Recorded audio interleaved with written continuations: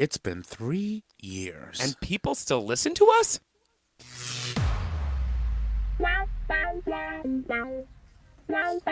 Welcome to Gay Talk 2.0, the ultimate podcast for your dose of dish.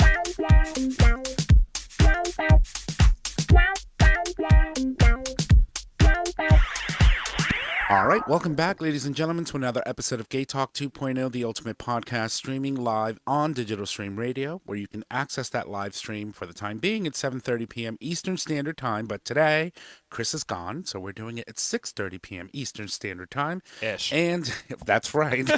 And you can access that live stream by visiting digitalstreamradio.com/livestream. And on today's show, we're going to welcome back Dr. Evan Goldstein of Bespoke Surgical for this month's Tales from the Tail. And of course, it involves a little bit of Chris. We've been talking about Chris for the past 3 weeks. And, we'll have another story that we'll also be covering. Very shocking, but nonetheless, very interesting as well. But he'll join us on the second half of the show. Right now, in studio with us is, my name is Tom, and I'm your host. And as always, I'm here with my co-host, but one of them is gone. He is in his favorite place in Canada, somewhere up there doing some crazy things. But I'm here with the usual suspect. Hey, y'all, Nick or Trish. And we have a guest host in studio with us, ladies and gents. Hi, everyone. It's Meg. And welcome you all to The Dish. We almost got it. Yeah. Almost. So welcome, Meg, to the show. Thanks. I was a little late there. No, Apologies. that's Welcome okay. back, actually. Get in. Get a that little mic- closer. There you go. So, That's what she that's said. right. Welcome back to the show. This is the second time that you've been joining us as a guest host. The last time was when I wasn't here. I was in Maine doing some work, and you came on the show with the boys, and y'all had an amazing time. And I got stuck in Maine in 18 inches of snow. Well, that's a lot of snow. Yes, it is. So, but welcome. Thank you. And it's Thank you. finally it's wonderful to finally meet you in person. I know. So, I'm psyched to be here. Thanks for having me. I feel like a little privileged to be back. Nick was like, oh, you know what? Chris is going to be gone. He'll be in Canada. I think we should call Meg and see if she can come back. And I'm like, do it. I definitely would love to meet her. So thank you. And then I was like, wait, I'm getting drunk with Meg this weekend, so I'll just ask her. And it was really easy to say yes because I'd been primed. Yeah. No, I waited. So a lot's been going on this weekend. A lot of drinking has been going on this weekend. So I'll throw it over to you two so that you guys can tell us what you did, because there's a lot of St. Patrick's Day celebrations going on. Yeah. So Meg and Jen, Meg's partner, wife, they throw this party every year that is just epic. It's this pre-St. Patty's Day parade party. I was invited for next year. Yes, absolutely. And it starts at 11, and It's my favorite day of the year. Like, Yeah. Jen and I, it's literally like one of our favorite days. What did we decide? I think this was our 5th year doing it. what did we decide? It's 5 or 6. I just can't remember. Jen would know. She'll probably text me in a moment and correct me. Well, the first time I ever met you guys was at the party. Oh, yeah. Yeah. So, like, it's either exactly 5 years or 6 years that I've known you now.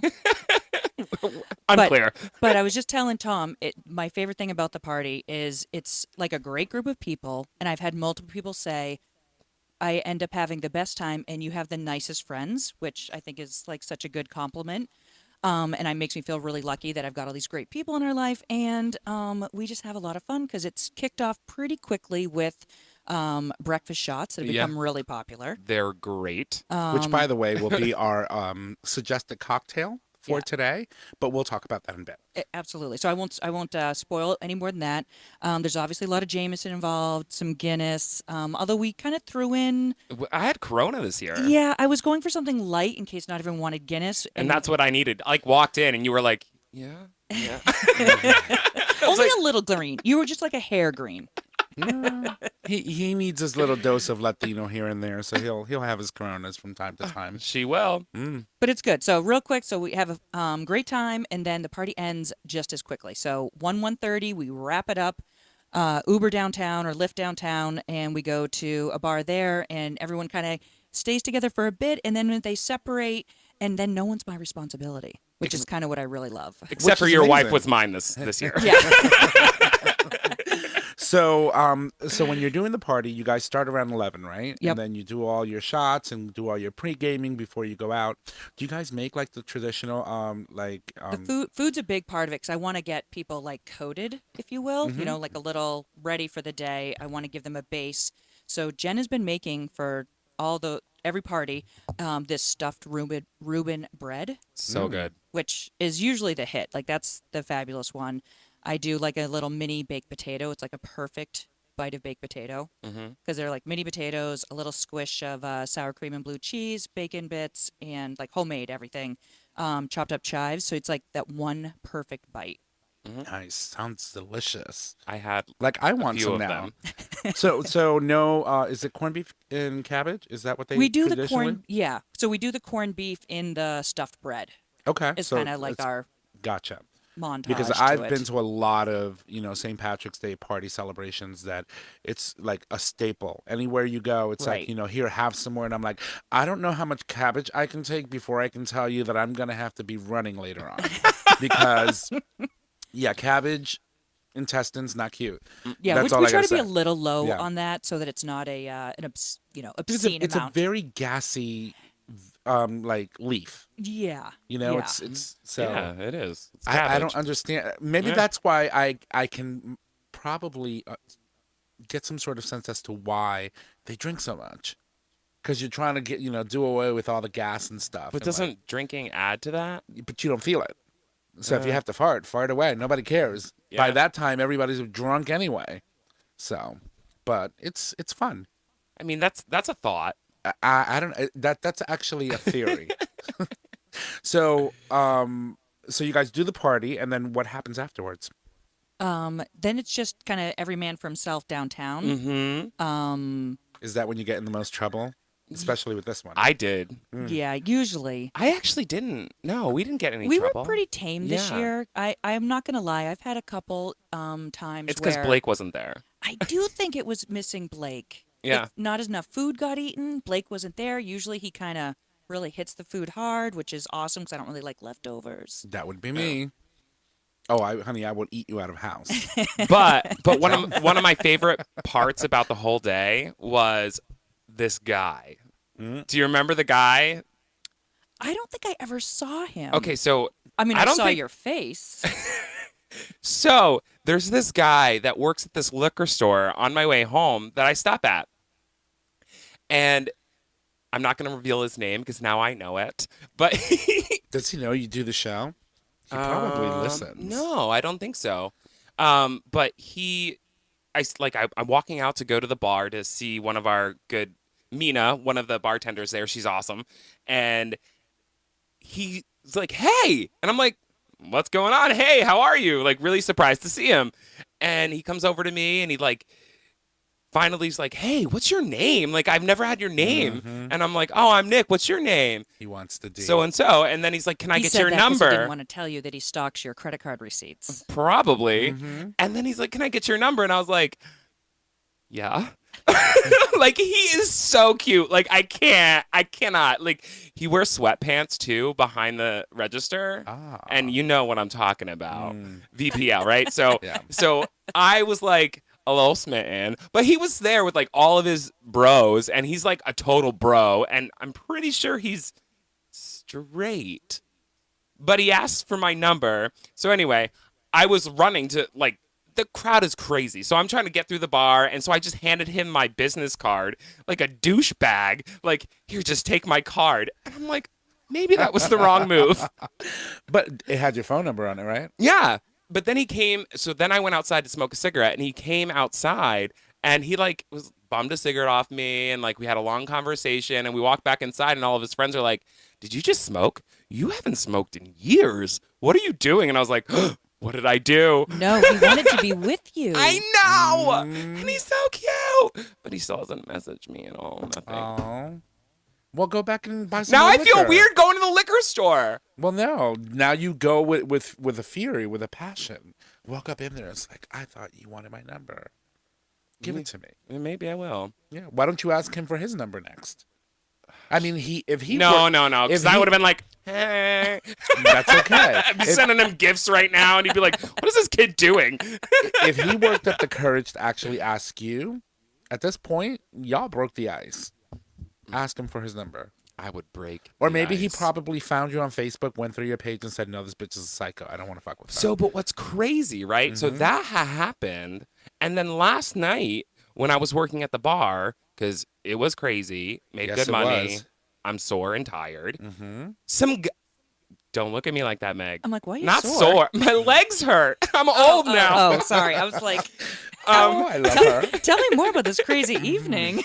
This guy was closing his tab, and he goes, hey, so I have a serious question for you. And I was like, okay, what's up? And he's like, where's your boyfriend or husband? Like, why aren't you married? And I was like, what? He's like, you're just too pretty to not be married. And I was like, worst pickup line ever.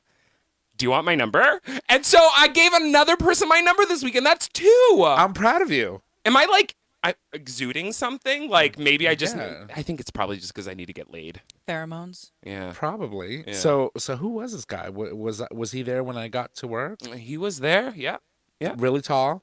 Nope. Oh. Nope. Okay. Now tell me, why is it a bad pickup line to be told you're too pretty? It just was kind of kitschy. Like, Like, do you think why you're don't just you have a nervous? boyfriend? Like, no. Why don't you have a boyfriend? Where's your husband? Like, you know how many people say that shit to me? Like, why aren't you married? Why aren't you in a relationship? I'm like, because I'm broken, bitch. Like, calm down.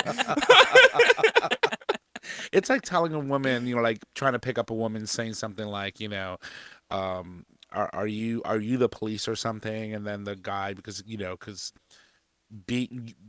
someone as pretty as you should be illegal and you should arrest me. You know, Yeah. it's like, it's cheesy. I mean, I did like 7th grade, wrote it on his hand.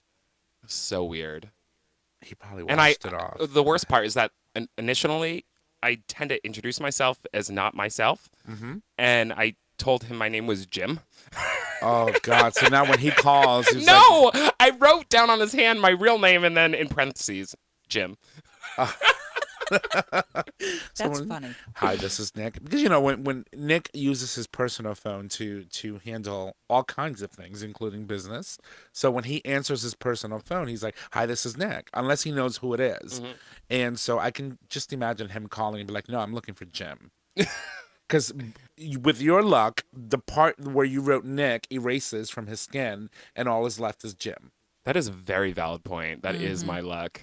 And then you'll just be like, there's no Jim here. Hang up on him, and then you lost him forever. Oh, no. I'd probably figure it out by then.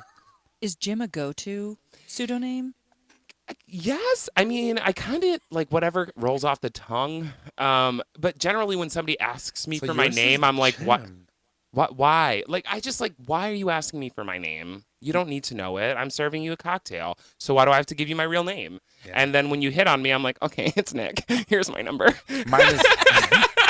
Mine is Martin. Actually, you know what's really funny is I don't really give my number out to that many people. I think like in total at the bar, maybe in my how long now? 4 or 5 years? 5 years, yeah. Maybe 6 numbers. Maybe I've gotten numbers, but he's He's gotten so many things in that bar. He's got numbers, spit, things thrown at him. Oh, so much. Z-Pack. Yeah, everything. Yeah. Yeah. No, mine is Martin. I go by Martin. Don't ask. Meg, do you have a pseudo name? I know I've used one, but for some reason Nancy is popping in my head, but I know that's not right. Okay. But Nancy's kind of cute. It's kind of like, I can see it. devilish. Yeah. Let me be your Nancy. But I know I've done it. It's just been a while. Yeah. No, No when one's I worked asking me for when my I worked phone in a number, call center. FYI. Like, it's not. This is not like something I'm dealing with a lot, so I don't need a. Yeah, when I worked in the call center, that's what I would say. Hi, this is Martin. May I help you? And people would be like, "Your voice sounds so familiar," and I'm like, "Yeah." I get told that a lot, But You've yeah, probably been in my apartment. yeah, it's Martin. And then I'm like, "Yeah, no, you didn't pay your bill. I can't go out with you." Exactly, right? Which is probably why I'm still single. But anyway, no. So, all right. So let's talk about these breakfast shots, right? Because we do have suggested cocktail, but it's really not a cocktail. It's a shot. But because we've been celebrating St. Patrick's Day, even up until the upcoming parade that's happening, or the actual day. It's coming up on Monday, I believe, right? Or Sunday? I think it's Sunday. Sunday. And so, yeah, let's talk about the shot. So what is it? How do you make one? And how do you drink it? All right, so you need four things. You need four things. You need bacon. Ooh. You need butter shots. I know, you had me at bacon. You had me at bacon, pretty Girl, much. let me tell. We got a story about bacon. She knows what I'm talking about. All right, so you need butter shots, you need Jameson, you need OJ. So basically what you do is you kind of do a half and half JMO butter shots, mix in a shot glass, and then you fill a second shot glass with OJ, and then on top of that, you have a piece of bacon. So what you do after that is you take the shot of JMO butter shots, and then you chase it with the OJ, and then bite into bacon. And it literally tastes like you're eating a fucking pancake. It's like a perfect like breakfast all in one, liquidy, finished with bacon. Like, Yeah. Like, there's two liquors that I really don't tolerate. are those the two of them? Gin being one of them, and then butter schnapps or. But you don't, Butterscotch but it schnapps. tastes like a pancake. But Because it's kind of maple. it has it has bacon. I'm sure if somebody put bacon in gin, I would drink it. so So it's So when we make it for you, we'll just go heavy on the Jameson, light on the butterscotch schnapps. no, I'll and- take it as is. You said bacon, and it's like game over. It's like that's it. So these are shots, and you can make them and have yourself a little liquid breakfast. yeah, that's what we do when little we bit go of to protein. Meg and Jen's for St. Patty's Day. Shit, I just want to Yeah. go over and have some shots now, even if it's not St. Patrick's Day. I should have bought this. We should have made them. I didn't even think about it. I know. Bacon. And we may even still have. I made so much bacon in preparation for a lot of shot consumption, and it just didn't happen this year. Like, I really think that Blake must drive a lot of the drinking because we didn't do as many, so I had a ton of leftover bacon. Well, take that bacon and just chop it up into little pieces. Oh, we've used it. I made a Guinness stew last night. I mean, we've been. Guinness stew. Well, it's a beef stew, but it has a can of Guinness in it. Okay. It came out really. Actually, I didn't make it. Jen made it. I gave her the recipe. Yummy. Jen, you're gonna be my new best friend. Wait, so there was this moment though when we were all having our last round of shots, and me and Meg are trying to pull together and make these shots for everybody, and she suggested something to me because there was so much bacon left. I said, "Do you want a little bag and put some bacon in your pocket for later?" And I was gonna give him like a little snack bag, you know. And I'm like, what? I'm going to be that one gay in a straight bar in the corner by himself eating bacon out of his pocket. So no! so the next time you come on the show, I expect a little baggie with bacon. Absolutely. Definitely. God, that was hilarious. Oh my god. So we had our opener today, and I just came to realize yesterday that on March 7th we had our 3-year anniversary on the show. And not to abruptly change the conversation, but I think that having bacon would have been an amazing way to celebrate, which is why we opened the show that way today. Yeah, You know, it's been 3 years that we've been talking. it has and been talking. 3 years and about 15 pounds. Yeah. Yeah. And, you know, it's been amazing. For us, it's been an amazing ride to have and to see our listenership grow and our supporters support the show and all the different things that we've done, the amazing people that we have had an opportunity to have on the show, the connections that we've made thus far. And, hey, listen, we probably still have another 3, 4, 5, 6 years to go. Or more. That's a commitment. Yes, it is. So, but I'm excited and I'm happy that we've hit this milestone because, you know, when we first started the show, we simply said, you know, we want to do this, but we have to be truly committed. And, you know, I remember we were sitting at 168 York Street. Yep. We were talking about all the equipment that we were going to need, etc. And I had already did my research because I had already been thinking about it for a while. And I had everything in my, what do you call that? My shopping list online. Oh, yeah, this is right. That's right. And so I Like had your Amazon cart. Yeah. yes, and I had the mixers, everything ready to go. And They had that 3 years ago. and I said, yeah, pretty much. And I said to the boys, I was like, all right, boys, are we serious? Because if you say yes, and we're gonna shake on it, and we all held each other's hands, and we all said yes, and I just literally just hit purchase. No, I think we all hit it together, I believe so. even though it was on the Gay Talk card, which means Tom's card. And within it's like support. 4 days, things just started pouring in. Mixers came in, cables came in, Mm-hmm. microphones came in, and then we set up. I remember, How did you know what to get for I everything? had been watching videos and looking at. I had probably been doing research for like 6 weeks. You know what I've never asked you? Yeah. When you started to think about this, you reached out to me first. And before this podcast, we were friends, but we weren't really that close. No. What made you reach out to me? Because you're a fucking nut. Oh. Yeah. And entertaining. Exactly. So Well- he has that aura about him that it's like, people gravitate towards him, but don't mess with him because he'll shoot you down. Mm-hmm. She's shooting somebody down right now, Yeah. actually. She'll step on you, that little roach. Yeah, little donkey kick. There goes Tommy.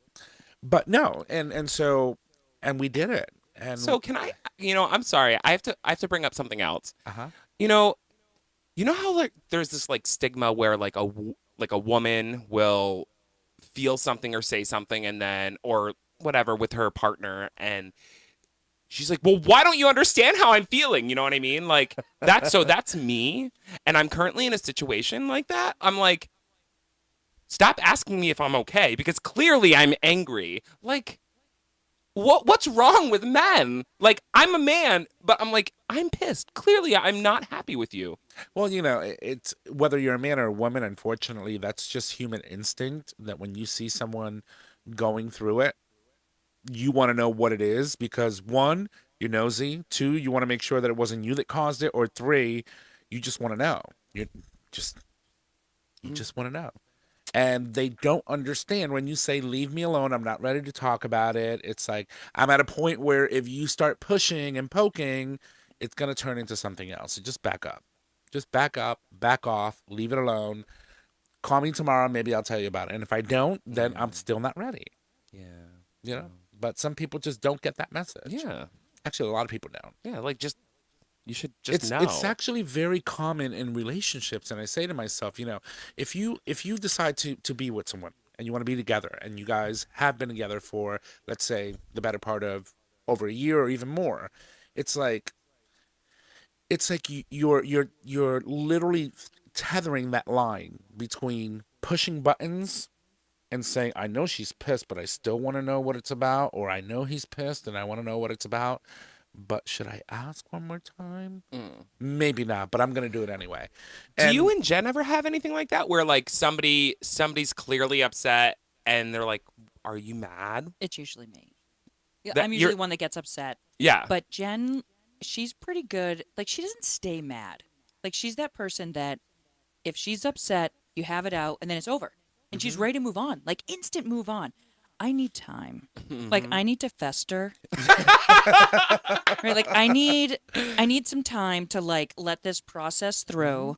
And she's ready to forgive and forget instantly. And it takes me a little while, I'm not gonna lie. Yeah. And so she's at the point now where I feel like she kind of just gives me the space for a little while, and then she looks at me and she's like, do we really, like, let's not fight, this is silly. Yeah.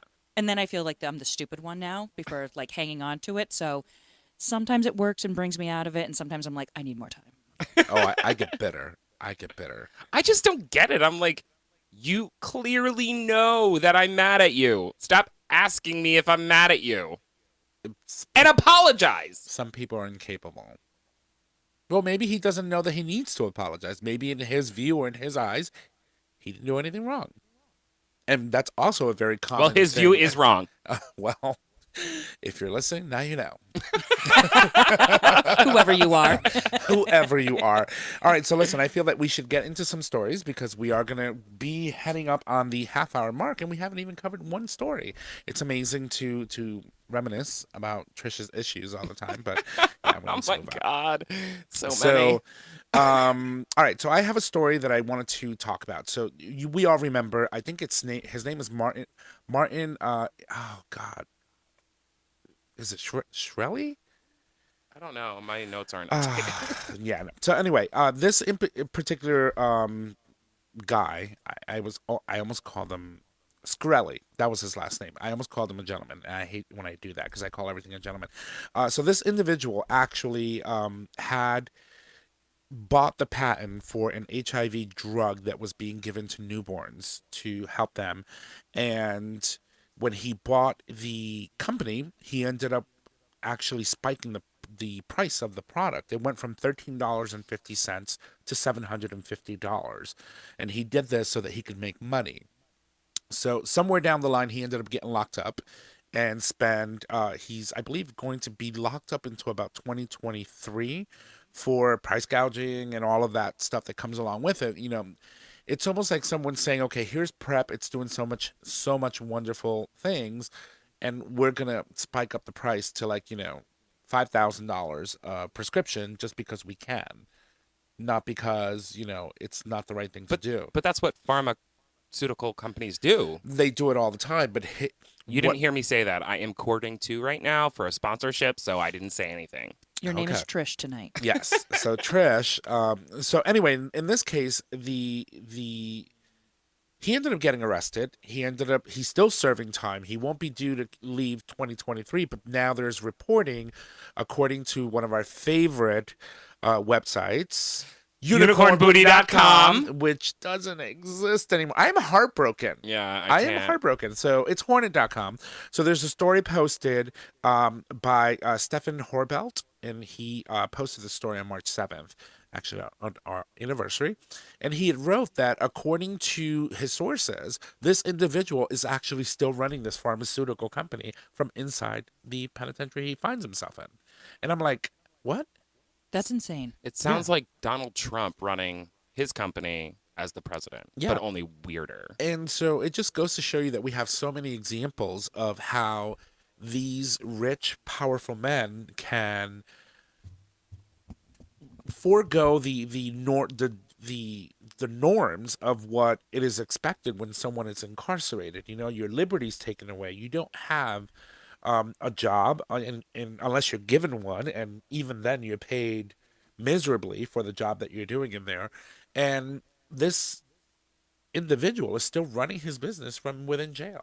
And I think that it's because of his position of money and power where he comes from that he's actually able to do this. Can we go back to what you were talking Yes. about? Let's go back to what he actually did to the drugs. So what exactly happened? So the pharmaceutical company executive is infamous for jacking up the price of a drug meant for HIV-positive newborn babies from $13.50 to $750 a prescription. He's currently serving his prison time for fraud and won't be released until 2023. So the issue ended up happening is that he tried to hide it. He tried to hide the paper trail of him doing this because of the bad PR that he was getting. And so they ended up doing an investigation, and they found that he was actually deleting documents, deleting information, covering his tracks. But did he screw with the medication at all? No. Okay. What he did is he tried to hide the fact that he actually did that it was purposeful. And what ended up happening is when they did the investigation, they found out that he was lying. So as like most of the individuals that are getting locked up that either worked for Trump at some point in his administration, he was lying to the feds. The feds launched an investigation. They asked him questions. He lied under oath, and then he ended up getting locked up for it. Okay. So, but the worst part about that whole story is, like, why would you jack up the price of a medication that's so vital for newborn babies right at the beginning of, when they're born? This is an essential part of their recovery from HIV. And you're going to literally jack the price up so that insurance companies could stop either covering it, providing it. Yeah. And it literally goes from $13.50 to $750 for one dose. It was ridiculous, and it's self-serving. And well, you think about too, like you think about all the African nations where being born with HIV is a serious problem. And there's a lot of treatment out there where if you get to the newborn in time, there is a possibility that you can prevent HIV from manifesting in their system. And drugs like this is what actually allows that to happen. Well, and I don't know what like insurance versus non-insurance in like African countries are, because I know here, like if you have insurance, like my monthly, whatever I take to keep myself level, which as we all know, I'm not that level. It would cost me a whole lot more money than what do I pay, $15 a month or $10 a month, right? So what are these? How is this medication getting to individuals in Africa who need it, or who don't have insurance that can't afford it? These kids are just gonna die. Of course. And the thing is, by making the price so high, the efforts of certain organizations to be able to afford the medication at a reasonable cost, to be able to provide that as a complimentary or free service for the people that need it in, third world nations all around the globe, is scarce. It makes it that much more worse for people to get that treatment when they need it most. And I thought that it was just ridiculous. But the issue I'm having and what's being reported is that he is being allowed to actually run a large portion of his business from within incarceration, and that should not be. So he's being allowed to run it. No, according to the story and the sources, yes, he's running his business from within the facility in which he finds himself up until 2023 when he is to be released. I mean, who knows how he's pulling the strings, Yeah. but Right. he's clearly doing something. And it's something that people, again, when you have money and you have power and you're so arrogant and have a disregard for human life, you go through any means at any cost to get away with or try to do things that typically others are not afforded an opportunity to do given the circumstances that they find themselves in. And I'm talking a little nasally because I can't breathe, so I'm sorry. Don't But anyway. apologize. It's exhausting, and that in itself is very upsetting to me because it's such. We had 2 cases recently in where they have 2 trials somewhere in the world. I can't remember where it was. I thought it was the UK, and where an individual has no traceable amount of HIV in their system, and they're thinking that the trials and medication and the treatment that he's been receiving could potentially be the cure for HIV. And that gets me super excited. But then, when you have assholes like this that are doing everything they can to prevent people from getting that substantial medication, it infuriates me. So I have another question. Is this guy the CEO or founder? He was, let's see. Because companies like this are generally there's a board, right? So if he's in jail, why wasn't he just fired? I'm not sure. I don't think this may be a publicly traded company. But let's see. Maybe some more facts. He's an executive Okay. at the company, but he's still running it. So anyway, Boo. Do you have anything you want to talk about? I mean, yeah, but let's take a break and come back. No, go for it. Let's knock it out now because when we come back, we're gonna have to do that other thing. One other thing. This, a couple more things. Oh, I don't want to talk right now. I know. Can we just do it when we come back? Let's do it now. Unless you want to talk about fake Melania. Let's talk about fake Melania. Let's talk about fake Melania. I'm fascinated by this, and I know that there's no way it's true, but if I were Melania, I would want to stand in so that I didn't have to stand next to Donald Trump ever. Oh, yeah.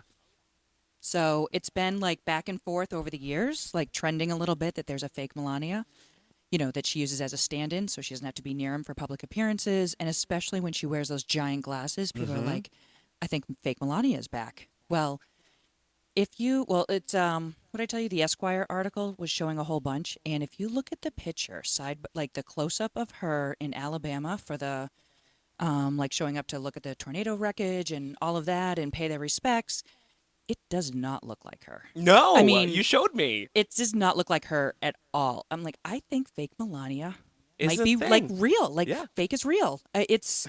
I'm just fascinated by it. So, as you said, we've been hearing this ever since the idiot in chief became president, and so it's fascinating, right? Because she has a certain stare, and she pouts her lip a certain way, and so when you're looking at pictures of her without her glasses, you can tell the difference between the real Melania and sometimes the imposter or the fake one. But given her situation, I wouldn't mind having a fake.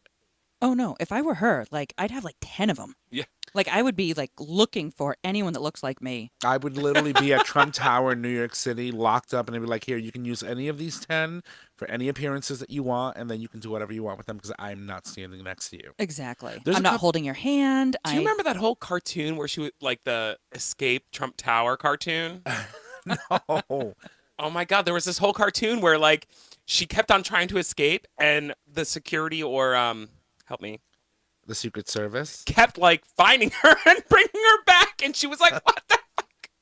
So, there's been a couple of videos circulating in where they've seen her either getting off the plane or walking alongside him, and he tries to grab her hand. Oh, and she swats it away. And she, nope. I love it. Yeah, me too. I was like, when they first went into the White House, and I had a little disdain for her and for his whole family, really, because they're all a bunch of crooks. But then you start really looking at her behavior around him, and it makes you wonder whether or not this is just something that she did not sign up for, something she did not want to have happen in her life. She wanted nothing to do with it. How did they meet? I want to know that. Was it literally mail order, or like how did they meet? I don't know. Well, I'm sure the World Wide Web could answer that for Yeah. us. Yeah. So you had said something earlier though about something she had said to a student, or Oh yeah. So in 2005, at NYU, she was speaking to a bunch of students, and and one of the students asked if she would be with her husband if he weren't rich, and she replied, "If I weren't beautiful, do you think he'd be with me?" I can't. And I feel like it just sums up their marriage Yeah. and alliance like perfectly. And what's sad about that whole thing is they are supposed to be the family to They're look supposed to be the epitome of what the American family is supposed to represent. So let's take a stroll back a couple years, because the Obamas, holy crap. Not They one were- scandal. Not one scandal, but there is the whole element of, and Michelle talks about it, I think, in her book, that like because they're African American, it was even more. It was like she had to sit there with her daughters and be like, we have to be perfect because the world is looking at us in a way that no African American family has ever been looked at before.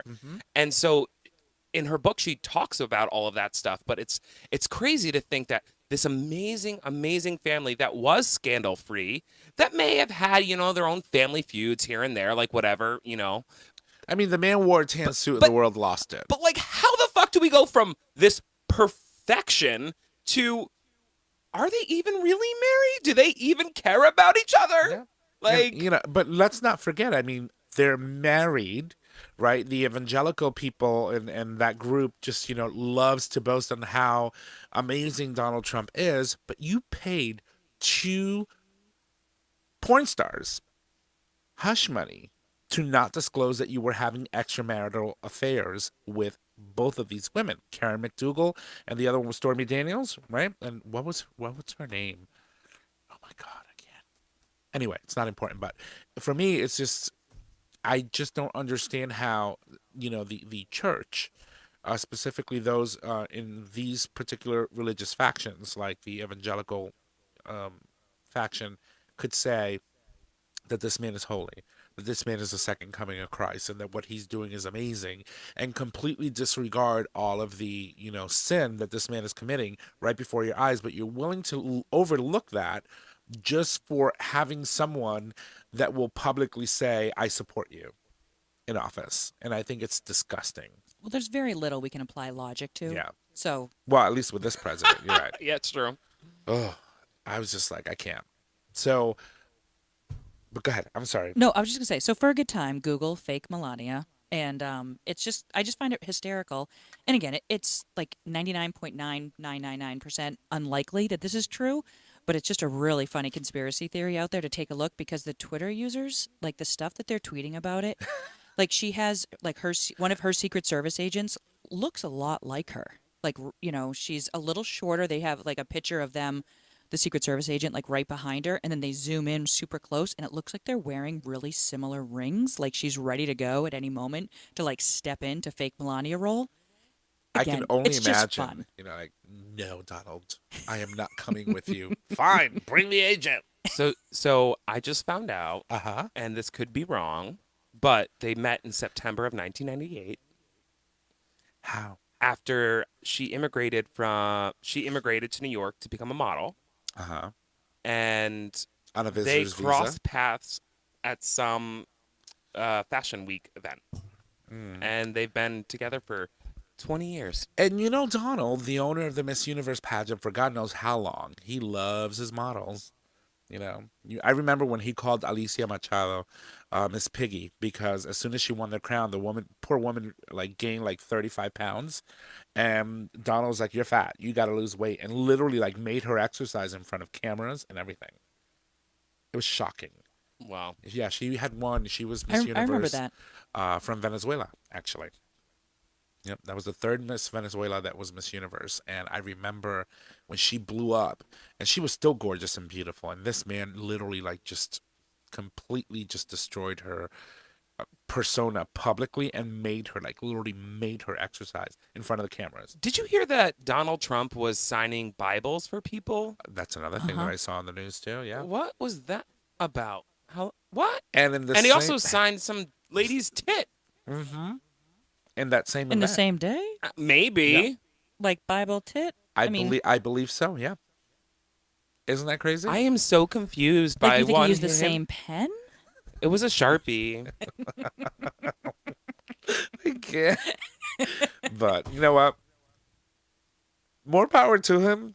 Bravo, do you? But it's like the people who are really looking at this and not having an issue with it really need to have a wake up call. That's a huge problem. The president of the United States cannot be signing Bibles like he fucking wrote the Bible, because you didn't. One. And two, there's a separation of church and state for a reason.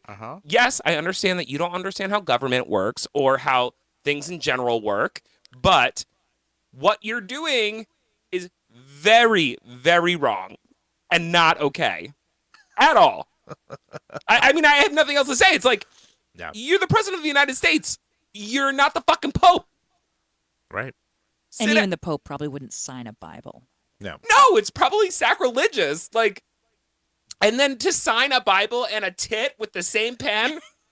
Yeah. Imagine that. I mean, don't get me wrong. Boobs are beautiful. I You- agree. Yeah. But that does not mean they should be associated with a Bible. Yeah. I agree. I agree. It's upsetting to see, but you know what? Whatever. They're letting him get away with it, and I pray that we're in 2019 now. It is March. I believe 2020 is coming around the corner. We have an election, and I hope that we see results in this election and that we make the change that we need to have, because either they need to impeach him or he needs to leave office by the end of this term. She got to go. She got to go, because our standing in the world is diminishing every single week that man is in office. You can see that the debacle that was the meeting with the North Korean leader or dictator. I believe they met in Hanoi, and that was a complete debauchery of any type of meaningful meetings with other diplomats and people from around the world to keep world peace. It was just horrible. Well, I was in London a couple weeks ago for work, and I think almost every single person I spoke to, because there's a lot of, I spoke to a lot of people at work that I hadn't met before, and one of the first questions they would ask me was like how I felt about Donald Trump. Like they really, because at least the people I spoke to, I can't group all of, all the British into one group, but the ones that I spoke to were just, kind of fascinated by it and can't understand why he has any support. Yeah. So like they're, at least again, the people I spoke to, so not trying to overgroup people, and so they just wanted to know. So I felt like I couldn't get it out fast enough that I was not a Donald Trump supporter. I did not vote for him. Yeah. I was like I almost wanted like a T-shirt so they would just know that I do not support. I do don't not worry. represent my president. Yeah. So it was really funny. What wasn't the UK that the ones that made the baby Donald balloon, Yes. the little floater that Yeah. floated around When he went over there. Yeah, because he was trying to visit, and then he walks in front of the Queen. Nobody walks in front of the Queen. He doesn't. The thing is, like, you're right. You're one, but I just don't think he realizes. I don't think he knows. Like, He doesn't care. Yeah. He doesn't care. He knows. He doesn't care. Or he Because doesn't I'm care to know sure, and figure it out. I'm sure he has a team of people that say, when you go here, this is the custom, this is what's done, this is what you can't do or you can't say. Can you don't pump do the this. brakes right there? Because Sarah, I can't fuckably stand her. let's talk about this. All right, let's talk about his people that are telling him what to do because, let's be honest, they don't know either. No. No, but I'm sure, listen, I'm sure that there's a couple of residual people lingering around from the previous administration in certain departments and areas. And someone has to say to him, listen, you're going to go see the Queen. This is protocol. You do not walk in front of the Queen. No. Or you do not say this. Or this is the proper way to curtsy if you're going to curtsy for Melania. Or this is the proper way to bow if you're going to bow to the Queen when you meet her. Or give her a shake in the hand and don't hold her hand there like you're going to like snatch it out. That woman is like Betty White. She's not going anywhere for a while. And she's standing there and she's like, you're gone in a couple years, honey, but I'm still here, so fuck off. No, I think what she's thinking is, you know, I'm close. I'm close to declaring your independence over. I'm gonna take you back. Because clearly, y'all there was a moment where I'd have been okay with it. I would be fine. I would like to have a queen. Well, they've got their own problems with Brexit. Yeah, though. Yeah. Oh, yeah. I will say, just not to go on another tangent, but it was really funny because after I got asked about Donald Trump, they kind of like in a shameful way like hung their head and like, well, we have Brexit. Yeah, no. Like they were really, the people I spoke to were like really embarrassed by it. It's one of the toughest things that they've had to go through because, you know, they That was a popular vote, wasn't it? They threw the referendum. Yeah, they threw the referendum out there, but they think that there have been reports, speculation that Russia was sort of running some sort of propaganda scheme on them to get them to that referendum, to get them to get the results that they got. And, you know, they tried. They had a plan. Theresa May put it out there, and it didn't pass. She was defeated horribly. And then, of course, they called, I believe, I think there was a vote today, wasn't there? I'm not sure. I haven't really, like, looked up anything in the UK area, but I know that when that vote failed, there was a possibility that she was actually going to get taken out of her position, but she ended up surviving that too. I mean, yeah, it was a no confidence vote that she survived. Yep. And so, you know, at this point, it's like they might even consider throwing another referendum to see if they can reverse the initial decision they made in the first place. So, all right, well, listen, on that note, we're going to take a break. And when we come back, we have more. Here we go.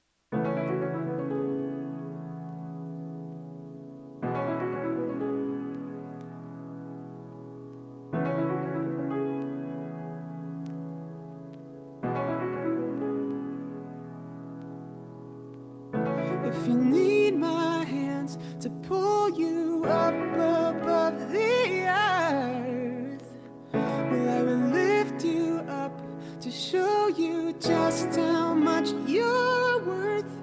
'Cause we need to be loved.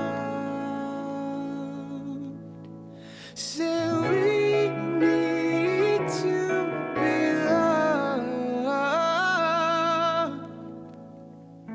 If I had you here, I'd wear your heart just like a crown. And if it beats for me, then I would never put it down.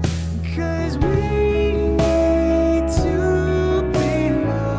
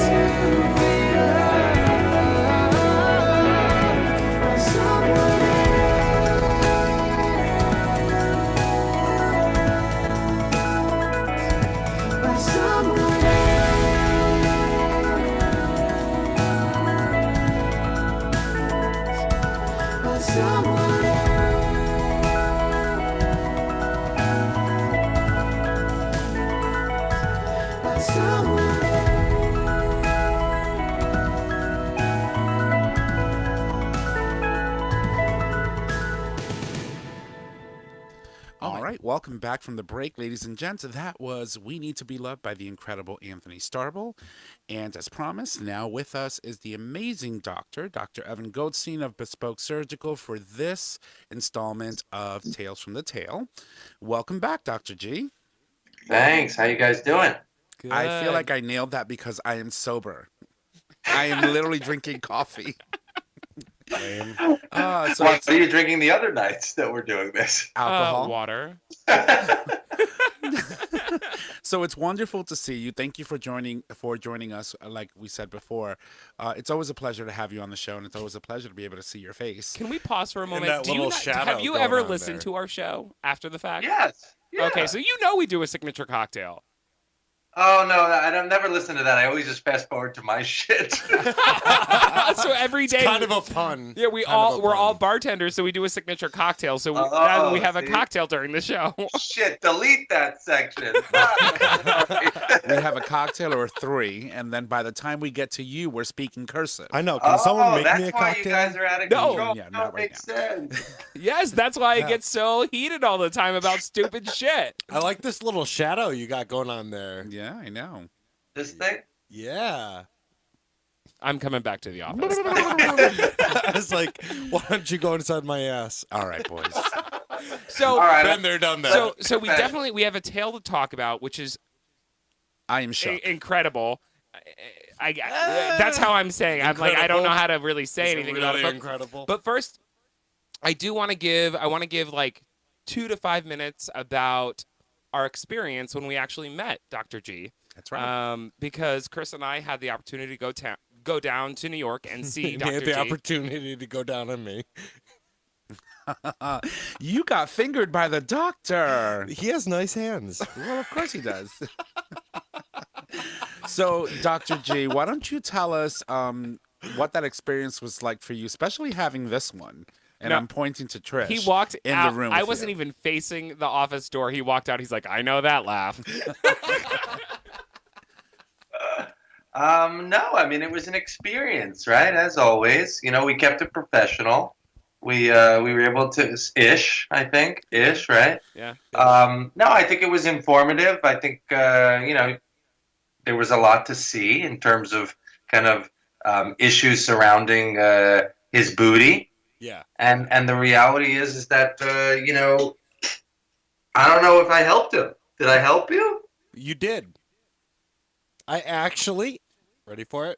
I actually had someone finger me about a week ago. Oh my Oh. God! Yes, I had butt play after seeing you. Should we do a little? Yeah, we should. Definitely should. We can do the Nancy Pelosi as well, though. Hold on. I'm proud of you, Chris. Yeah, it was awesome. So you had your butt play, and how did it go? I came like It's amazing. ridiculously. Put it in there, and it's like a fucking fountain, man. Oh my God! Thank you so much for. I literally got a visual. No, it's all because of this guy. And This guy, he gave me confidence. He So- gave me confidence. He so- said that there's nothing wrong internally. So let's walk back a little bit. We're about to actually publish.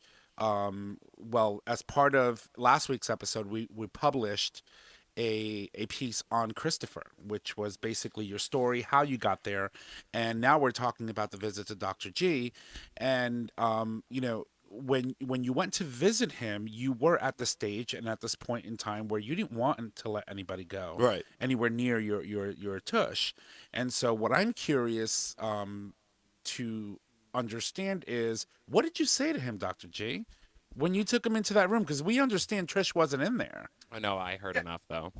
No, I think it was more of just trying to understand: is it truly an anal issue, or is it something else that's going on? And I think that your issues prior were not necessarily hole related, right? And so, with that being said, I mean, I think it was more understanding. Okay, is there some connection anally that's an issue, and then understanding that, but then also realizing, okay, well, what are my limitations? Are there any limitations, and how can I kind of get beyond that mentally and emotionally, which I think we were able to achieve. Now I think it's the big D, which is the next step, don't you think? Mm-hmm. Yeah, I mean, I think you can do it, Chris. that thing's like a forearm. I don't know if I could take that. I'll take it for you. Spoken like a true champ. But I think now it's, if you do want to go there, I think it's, finger manipulation, it's then butt plugs and kind of slowly, gradually dilating yourself up. Bring some toys into kind of sex play if you can and you feel comfortable. If not, just do it on your own and kind of gradually get yourself where you need to go. Now, I usually tell people, especially in your world, that with your ass, you'll declare yourself one way or another, meaning that you'll either use the plugs and it'll feel really great and get you to the big D where you want to go, if that's where you want to go, or as you're using those toys, it may create more issues where that, like, hey, I'm not ready. Right. And does Evan need to do something or reevaluate to make sure that I can progress the way that I want to? And So some clients of mine, they'll come to see me, and then they're not so sure they want to go down the surgical route, and I'm not either, that I say, hey, you know what, why don't we start like the routine dilation and stretch yourself and see if we're making progress. Within 3 to 5 weeks, if we're not making any progress, you'll know, and then it'll declare itself to the point where we have to do something surgically. Right. Does that make sense? Absolutely. And don't you have a line of butt plugs that you work with that you recommend? Yeah, so I recommend, some of the plugs. There's many different manufacturers. We are working with some of them to kind of build our own, just because I don't love them all, and there's certain qualities of each of them that I really like. So in due time, that should come available. But with that being said, butt plug line? totally. Come on, actually, I'm in. I'm going to send you a free one, okay? Please. Someone buy a Sorry. stock. Sorry, I'll So take in a other breath. words, Chris, what he's really saying is you got to be like people going to football games and pre-gaming out in the parking lot. You got to, sort of kind of work your way up there, and then finally, when you're ready, walk into the stadium and watch the football game. Yeah, So would well, you start me at like a medium size? Oh no, See your ass. no. I didn't get to see it. I only saw his. I know. And his is like a fucking really tight. I know. It was so funny. It was so funny. So you'll hear it in the pre-recording, but we were out. I was sitting out there. All I hear is, "Have you ever had anything up there before?" No, he said, What did have he you say? ever bottomed? Oh, that's right. And then he's like, "No." And then I'm sitting there. I'm like, "Oh my god! If Dr. G saw my hole, he'd be like, oh hi, honey." I'd be like, let me just walk in there. That's years of manipulation right there. He's gonna be like, I got my work cut out for me. It's so tight. well, It's so tight. Carry But that badge. we're very, very proud of you. Carry that badge with honor, because not many gay men can say they're very tight. So carry that with honor. So at the end of the day, we had a really great time visiting Dr. G. Yeah. The consultation was comfortable, amazing. It was really Comfortable thorough. is the most important Yeah. word to put out there, because I highly recommend anyone in the New York or LA area to go see him. He really made you feel he cared about you. Mm-hmm. He cared about you, and it was an incredible experience. I was terrified going into it, but when I was there, I walked in and I said, I'm going to get violated today. And he's like, you're not getting violated. And then But then he went inside me. And then I was violated. That's And great. then I was a Thank you little so much. violated. It felt weird. I was kind of okay with it, but did you push back? I'm taking this down a wrong path. I know. I was like, so did we switch sides now? Like, kind of thing. No, it didn't. But I absolutely recommend him. He's very thorough, very caring, and very professional. Yeah, and if you have a good friend, take them. It's always good for a good laugh for your friend. Yeah, of course. It's sitting in the other room recording everything. All right, so that being I can't wait. I can't wait to have you on the fucking table there. I know she's gonna be like she's gonna see everything that's going on back there. And she's gonna be like, all right, I'm writing the blog right now. I'll come in. I'll do the typing for you. What happened? I hope you have a big table for her butthole. You I'll guys are literally so be hanging out of mean. her You You know, guys- it's like Typing. J-Lo. It's like when Chris Rock said J-Lo arrives at the Grammys, she needs a limo for herself and one for her ass. You're gonna need 2 tables, one for Nick and one for his butthole. And then one for Trish. I still enjoy That's right. myself. Anyway. So Dr. G, again, thank you for joining us, and also thank you for seeing Chris and providing us that amazing assessment of what he's going through. But we're going to be talking about something that's very incredibly different today, and I want you to tee us up and tell us a little bit about the story that you have on Medium.com. For those of you who don't know, he does have a blog, and you can look him up on Medium.com / Dr. Evan Goldstein, and tell us a little bit about what we're going to discuss today. This one was quite interesting. I mean, I think, this client of mine came in more for anal issues, of which we did surgery and needed to tend to. But during the evaluation, I was able to kind of see I thought it was a hernia. You ever see like the bums that are on the street and like their intestines are hanging down in their ball sack and their balls are fucking huge? Anyhow, I thought it was a hernia. Never seen that. Maybe it's only New York. Maybe it's New York bums. But there's a hernia that develops and goes into your ball sack where it becomes your intestines and it becomes huge. And I see this client walking towards me with what I think is a hernia. And then during the anal examination, he starts to talk a little bit more about his fetish, and we'll get to that actually he does some injecting into his testicle region and into his penis to make it bigger. And now I didn't know any of this, and I was just really focused anally at that time. And then we went to the operating room, and then I got to see a little bit of a glimpse of what was going on down there. And I was like, holy shit, I have never in my life seen anything like this. We need to talk about this, and it wasn't a judgmental issue. It wasn't like, making fun or anything like that. It was more of like, wow, what is this? How do people engage this way? And then like, what are some of the ramifications of all of this stuff? Now, mind you, I take care of a lot of the trans patients, and a lot of the trans people do free silicone injecting into the booty, like into the butt cheeks. And over time, you can have serious consequences. And then, you can actually get silicone toxicity. There's lots of complications. So I was curious about his story. So I emailed him and I said, look, I blog. Are you okay to blog about your situation? And he said, yes, I would love to. Let's kind of talk about it. And I think 2 paragraphs that he wrote really resonated with me. I think it was the first one, which is, that there's a secret underground fetish of size that lives in the shadows of the gay kink world. They hide due to the fear of judgment, rejection, and outright ridicule from people who would otherwise make us feel like outcasts and freaks. And then I love how he ends that. It says, quite honestly, we are, right? Yeah. And then it goes into talking about genitalia size. It's saying that it's ingrained in our culture, in our thought process, when it comes to thinking about males. Homosexual men are absolutely obsessed with size. It's a competition that's instinctual as much as being attracted to men is genetic. As much as being attracted to men is genetic. I think he then decides that even though he seems to be well endowed from what he's writing, that he wants to be bigger and bigger and bigger. And he starts to do some more research and finds his way through that there is this kink fetish of injecting different types of products into that region. And then he finds a way to get these. Yes, my dear, I see you raising hand. So I guess I want to stop you right there because we're moving into this like whole injection thing. And that's the scary part, right? Because if further on, we'll hear more about the ramifications of it. Mm-hmm.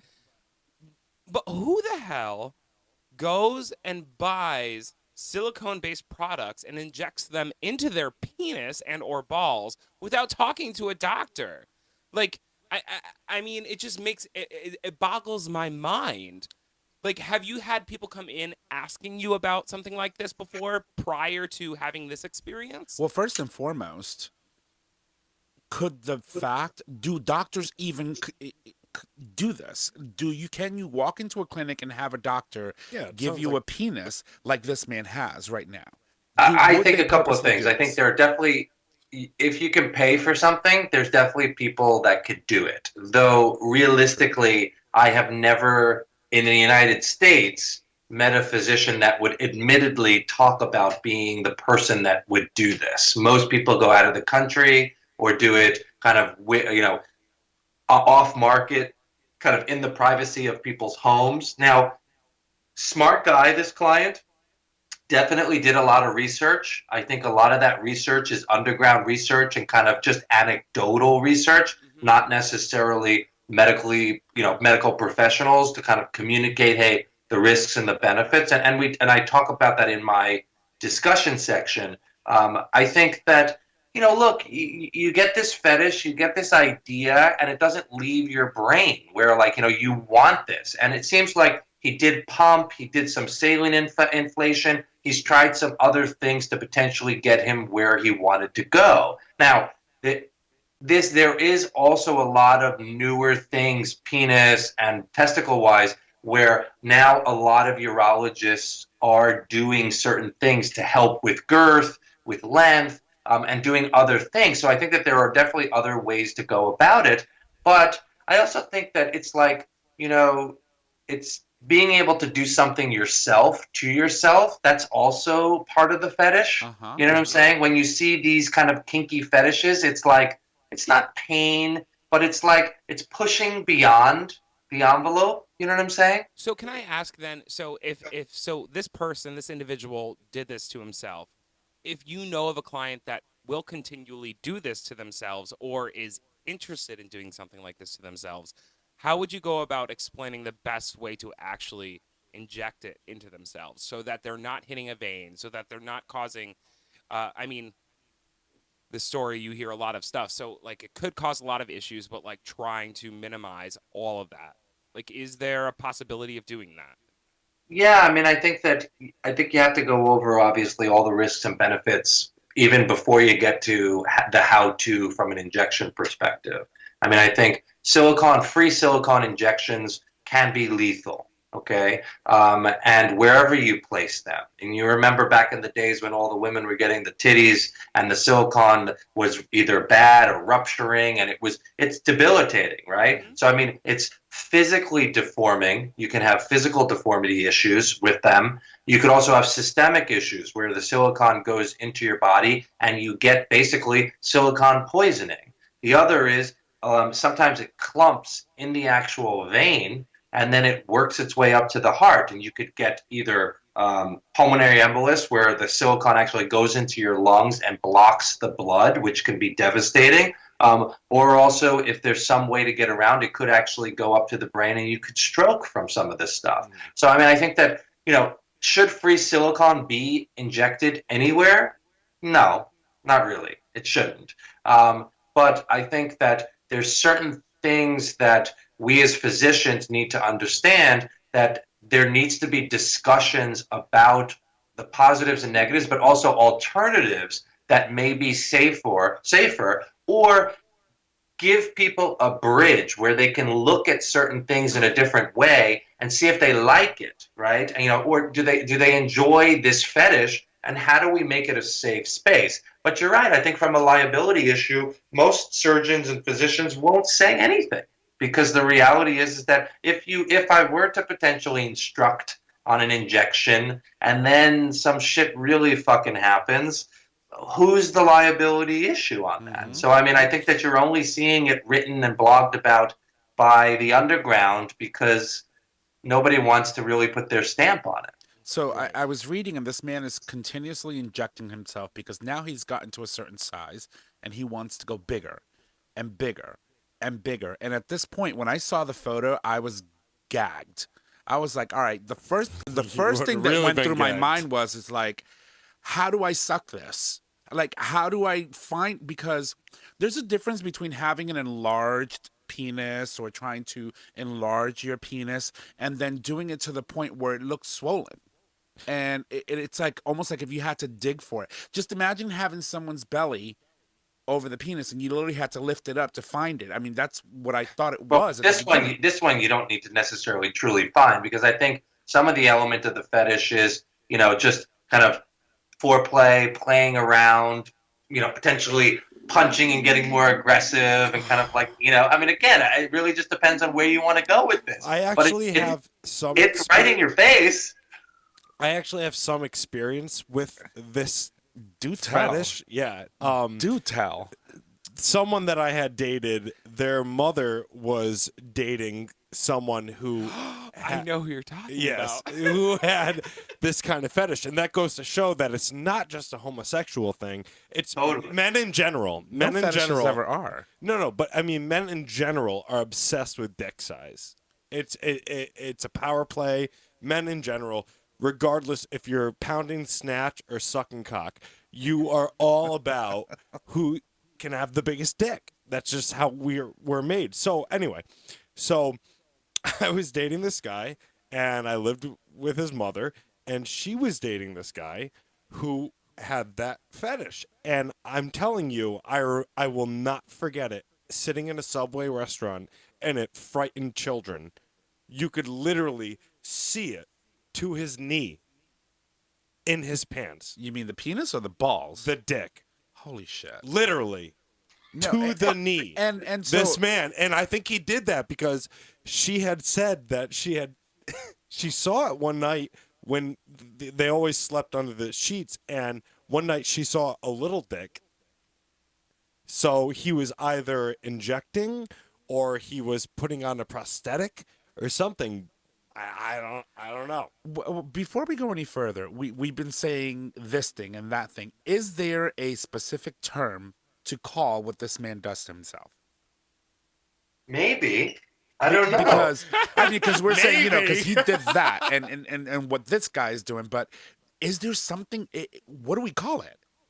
I don't know. Right. Maybe some of your listeners actually do this, or is there a true I name am for completely this? intrigued, and like I said, I don't come and try to discuss it in a way, in a disgusted way. I'm very curious as to, first of all, how it gets that way, right? Obviously, he's injecting stuff, but I was shook when I saw that photo. I have an honest question though here. So in the article though, he talks about still being able to ejaculate and enjoy himself and if you I'm like, oh, God, I gotta stop looking at this photo. If you look at this photo, I just how I think it's like the turtle effect. Like I'm saying, I mean, I think that what happens is when you inject onto the shaft of the penis, it balloons kind of over the actual tip. So, one thought is that as he's getting erect, that the entire inner portion kind of pokes through like a turtle head. You know what I'm saying? And again, or not. Maybe it just envelopes completely to the point where when he ejaculates, it just pokes through that kind of opening that's there. But then there's a whole element of everybody that's Chris is listening looking to at our the show photo for the first time. everybody that's listening to our show should read this article and look at the photo, because on top of all of that, in my brain, all I can think about is if you're uncircumcised, you have to be hyper aware of cleaning and making sure that everything that bacteria is not building up. But in this circumstance, how does he even clean correctly? Well, it seems like it's soft. I don't know if you guys are a little bit younger than me, but there used to be that little slinky thing. I don't know what the hell it was, where you used to squeeze it and it used to slip out of your hands. What that thing is? That's what it must be. It's this very soft component where you're able to kind of, like a foreskin, you are probably able to pull back and be able to go from there. But obviously, there are definitely some people that it's so big that they can't get off. And he makes mention that realistically he is purely a bottom. So that his whole situation is, how do I feel confident about myself to then be able to bottom in the way that I feel appropriate? But he also says in the article, too, that there are people that are so big that they can't actually pull the skin back. Totally. So if that happens, how would you go about making sure that you're maintaining your cleanliness? You're right. I think that that is true. I mean, I think that there's a lot of issues to think about, and I talk about it in discussion. I mean, I think there's the mental component and the physical, and this is one of the physical issues that you need to think about. Also, over time, silicone does get hardened, and now you have basically very, very thin skin, where now the silicone is underneath that, and it could erode the skin. Sometimes you see it where the skin breaks down it gets totally irritated to the point where now you need to kind of do resections and removal of the silicone. And how the fuck do you remove the silicone? You can't. You have to castrate, and remove everything. You know what I'm saying? So, I mean, I think that is one of the things that we need to make sure that people understand. One is, where are you getting this medical grade silicone? How do we truly, truly know that it is indeed actually pure silicone and pure medical grade and sterilized, right? I think then it's talking about the technique of how people are injecting that to make sure that it's done in the right way, clean, right capacity. How do you do that in some element of a supervised world to create safe spaces? Right. And then I think it's understanding that you can have all of these ridiculous silicone toxicities that, if you're going to do this, let's set up a safe space with other people around or that know you're doing this to make sure that you are not having any of these complications. Right. And when you look at the opioid crisis going on, is there an issue with people doing this with dirty needles? Like, is this leading to more complex medical procedures? What I find, though, is people in kink are so educated. People in fisting are so educated. I mean, I love those communities because most of them are so open with their sexuality and their desires, and they talk about things and they research things and they understand the do's and the don'ts. Right. So I think that we're talking about people that have really, in my mind, I feel like have really investigated and understand where they're going and are doing things to as sterile or as best as possible. But you are doing something that is risky, no matter what. So it's a risk reward. So let's say, for example, this person now he's at the point where it's really large. He has enlarged his testicles to the point where they're large is an understatement. It's an understatement, and of course, enormous. It's enormous. It's. I'm gagged, and I couldn't probably even fit my mouth around a portion of that. But let's say now he wants to start the process of just letting things wind down. He doesn't want to do this anymore. How does that happen safely? Well, there's no winding down. He's got what he's got. That's it. So you can't surgically fix this. So I thought in the article it was saying that it would last 6 to 12 months. When he was doing saline, but then he moved over. Right. No, this is permanent. What you see is what you got. But isn't he's going to have droopy skin over time because of the weight of everything that's going on. It may harden, even though he's saying that it's super, super soft right now. Again, the hope is, in my mind, that it's hanging so far away from the body that maybe he doesn't have these systemic issues with it being in there versus someone in their ass or in their breast or anything like that. But again, there's probably no difference between a testicle and a breast in terms of being, like a pendulum, right? You know what I'm saying? And then I don't know the right answer. Is this going to be like similar to someone who undergoes liposuction? When they get the fat removed and they have that extra skin, you can remove that extra skin. No, can because that work in that area? You can't work in. Because if you work in this and now you open this cavity and expose silicone to be free injecting, you're fucked, literally. Because once that silicone starts coming out, you can't do anything with it. You know what I'm saying? I mean, there are people that, can you kind of open up the skin and remove all of that silicone that's there? I mean, I'm sure people can become creative in this, but I've operated on people where you have to go in there to kind of create some element of silicone removal, and once you open it up, you open up a can of fucking worms, man, and you can't get it to heal. It desiccates. It causes problems. Wow. So no, I mean, I think it is what it is. He's got this. If he wants to go bigger, he'll go bigger. But the reality is that if it's not infected and it's not causing any issues, this is what he's living with. Now, this is also self-inflicted, right? He's purposely done this to himself because it's something that he's into. And then my whole thing is trying to wrap my head around the looks, right? Because obviously you got to put a pair of jeans on and you're going to notice that crotch area is much bigger than the normal crotch area would be, and you're going to end up getting looks. So to me, it's just like, he likes it. This guy likes the look. Loves the look. Like you said, loves the look. That's part of the thing. Yeah. I'm like, wow. I was flabbergasted. I was just like, holy crap. So before we move into your discussion part, which we've kind of covered a little bit already, I wanted to ask one other thing.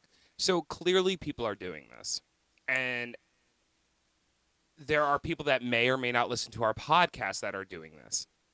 If you could give advice to somebody out there that's looking to start something like this, what would you say? Is there a community they can reach out to? Is there a specific doctor they can reach out to? Or should they order from a specific brand online? I don't know. I don't have any of the answers. I wish I did. I mean, I think some of the answers are, one, I would first do a tremendous amount of research on other options specific to this, because now there are a lot of urological procedures that can be done to get people where they want to go girth-wise, testicular-wise, without having to go this route. Right. And so that's one option. The other is, there are these fillers that we're doing in the face that some people also do, penile region and shaft region. And what's nice about those is that is temporary, so that it gives you an idea of, hey, do I like it? Do I not? And you start slow in the process to really see the ramifications of what you're necessarily doing.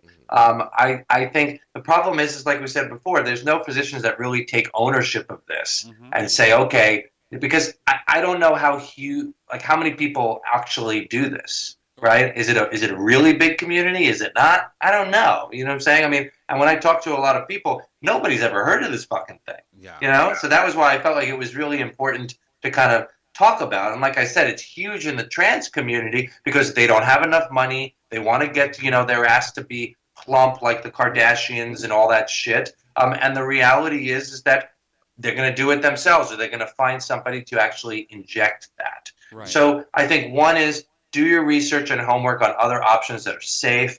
Visit a urologist that has specialties in this area, where we can then really discuss the pros and negative, the pros and cons of the situation, and read up as much as you can. I am more than happy to help people to kind of navigate and figure out what's the best way to roll with this. But I don't know. It's Yeah.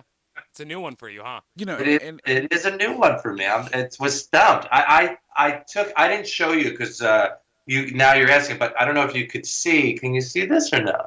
Yes. Not really. Yeah. I mean, I can see. Is that a ball sack? Yeah, that's what it looks like. Oh Lord. Lift a little bit. Oh. And then that's it sticking out of his. Oh my. Oh Wow. I don't. Will Husky D cover that? No, he has the special Can order. Medicaid cover He has the this? special order. Wow.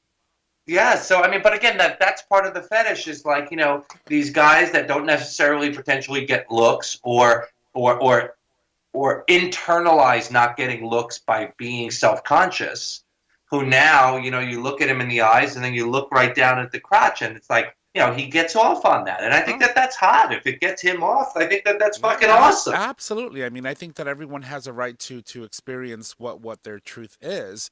But wow, I was just like, holy crap. It's like I said before, I wouldn't even begin to know where to start sucking that. Like what part, I mean, I can't. I still have faith in Trish. She would open up. Oh my God! That vacuum would just tell mean you. to me. So I wanna. I know you've got somewhere to be tonight, so I don't want to keep you too long. But I do want to bring up a little bit of your discussion because you talk both about the mental and physical ramifications of what this individual is going through, and I was wondering if you wanted to talk a little bit about his mental dysmorphia, but also what could potentially happen to the body, and why it's so important to watch it closely. Yeah, I mean, I think the mental dysmorphia is more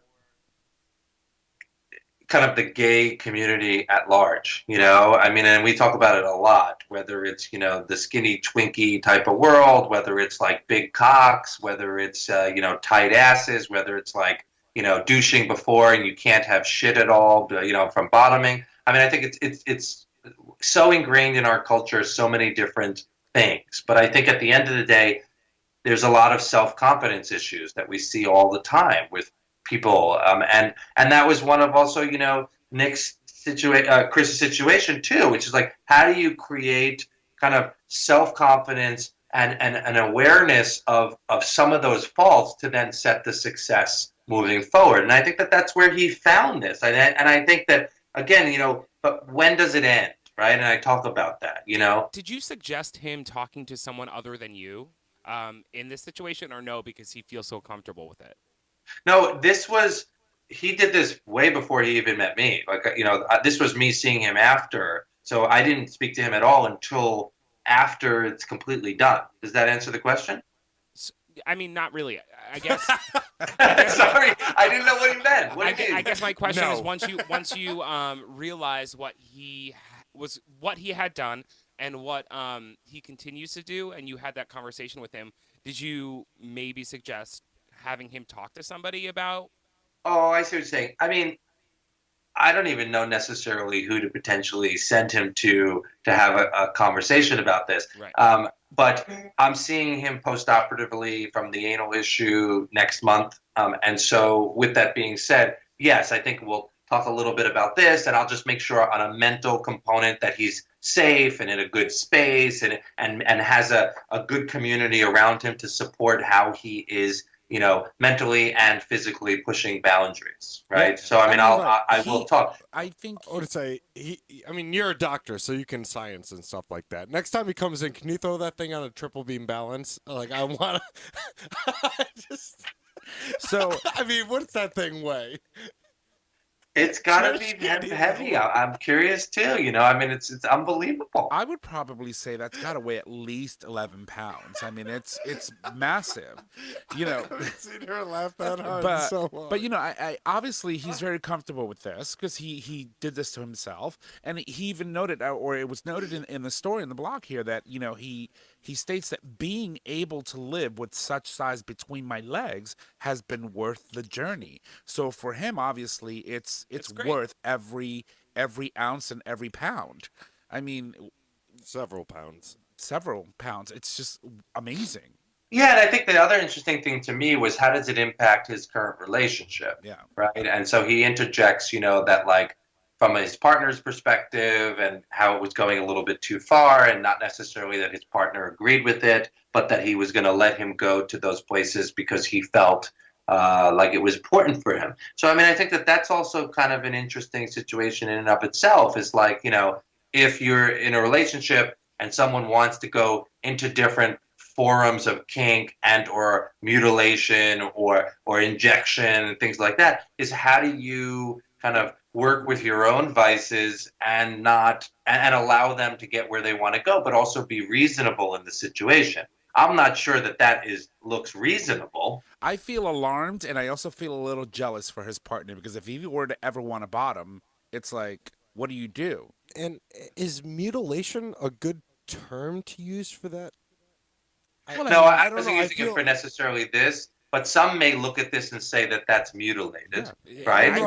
I just feel like that's... in the sense of perception. I mean, when you really think about it, there's African tribes that will enlarge their lips. And, they will pierce themselves, and they'll do many different things, which we would look at as probably mutilation, but for them, it's cultural, it's acceptable, and it's a way of living. So, I mean... one could easily say that what this man is doing to himself is some sort of self-mutilation. Well, not for him though. It's kink and fetish, exactly. Right? That's why I like kink better than mutilation. Yeah. That just I mean, I think when he used the word in the sense that is the perception that most can have. It's like, if I were to see that, not knowing the backstory, I would be like, dude, you're mutilating yourself. Why would you do that? But again, that's coming from a place of judgment and a place of perception. Right, exactly. As opposed to, like the term. But I wasn't using that as a term specific for him. I was in general, if you were listening to that comment, rewind. It was more of all those different things, that there are people that do like mutilation, do like kink and fetishes and injections and doing all of that. I wasn't necessarily saying that he mutilated himself. Right. But there are definitely people that look at that and think that is mutilation. Right. No, right. I understand. Dr. G, we got to cover all grounds. We're going to get emails if we say one wrong thing. So I was like, let me touch that real quick. So let's wrap this up with talking a little bit about the physical ramifications. I know that you kind of covered it, but I don't know if you could go a little bit more into depth with doing this to yourself, and what you can potentially expect from it. Because the scariest part about this was not necessarily the picture for me. It was the fact that people can inject themselves and literally die. We got a term. I found the term. It's called body contouring and argumentation. Augmentation? Augmentation. Sorry. Augmentation. I was like, Augmentation. wait a minute. Argumentation. I was like, Sorry. Bilingual. Difficulties. Sorry. I think in two languages, bitches. So anyway, so if you could Same. just kind of talk a little bit more about the physical ramifications and what people should be prepared and or expect in situations. Yeah, I mean, I think the key component is that it's such a vascular space. So testicle region, penis region, there's so many veins and arteries in there to create that components that, you're really high. There's a high chance that you're going to inject into a vein or an artery, and then clearly that can become a catastrophic event. And so with any injections, when you're ready to kind of inject, you first pull back on the needle to make sure that you're not actually in a vein, that you're in kind of a free space that's there. And so with that being said, it's not easy to do in those areas, especially if you've never done it before. So like I said before, that it can go into the vein, it hardens first, it can travel from there up to the lungs, you can stroke, you could do a lot of things that can have issues with this. So, I mean, do I endorse this? No, I don't. Will I support people? Yes, as long as they've done their research and look at the risks and benefits. And you can use me as an ally. I'm more than happy to kind of figure out and help people through this. But I think one is localized infection you can get just from not doing a sterile technique. Two is the free silicone injecting into a vein and causing catastrophic issues. He was hospitalized for it, and there are definitely people that have died from it because the heart can't take that. Right. You can imagine if you're injecting that much volume, right, into that. Also, he makes mention that it gets hard and then over time it softens. I have only seen the opposite, where over longer time it'll re-harden again and the skin becomes so thin that it could actually kind of slough off and cause problems where you have that. And like you said before, just the hygienic component to that, as to how do you clean it, how do you make sure inside is all well and where it needs to be. And then I think one of the things is how do you know when to stop, and like how do you know when enough is enough? Yeah. I guess that's the question of the century. Yeah, and I When feel is bad enough because, I think that, again, we as the medical community are doing a disservice because nobody's kind of taking ownership that this is happening, and so, it's not like it should be like the codeine issue and the pill issue of like, okay, let's analyze, well, where is this happening? Why is this happening? How do we make sure that we're doing safe, people are going to do this, but okay, great. Like you said, safe needles, drop-offs for the needles so that we make sure that it's, where it's supposed to be, training on, making sure that it's injected the right way. Where are these people actually getting the silicone from? But nobody wants to take ownership for that. Well, it's kind of hard when it's underground, and that's why it's a fetish. And, it makes it that much more difficult for the medical community to even begin to find resources, if they even wanted to, because of the fact that it's so hush and underground and so unique. And it's like it's something that you don't see every day. Right. And I think that that's where this is so great because we can blog, we can talk about this, and then hopefully we hear other people's stories in this situation, and maybe there are people that support this, and we don't know. And then, okay, great. Well, let's work together to figure out how do we make sure that people have safe spaces to, to explore whatever they want to do in this world. Right. Yeah. Well, Dr. G, listen, I know that you have places to go and people probably to see, and you And be in. Yeah, True. Wait, can I just say really Been quick? there, done that. I saw that video. I saw that video of your son getting honored at his school, and it was literally the cutest thing ever. Oh, I just thank wanted to say you. that out loud. It was adorable. I was like, oh, Dr. G's kid. I know. He wound up getting. We had to switch schools. It's like this big fucking thing. You'll read about it because I'm writing about it. Anyhow, he wound up getting Student of the Week, and we're really working on his behavior. And so, I dropped everything. I went over there and gave him some kudos, and it's all good. This is the same one that walked in when you were like pouring blood out of your ass, right, in the bathroom. Remember that story? No, that was Phoenix. That was another one. He wanted to. Yeah, no, that's the other one. Children. It's amazing.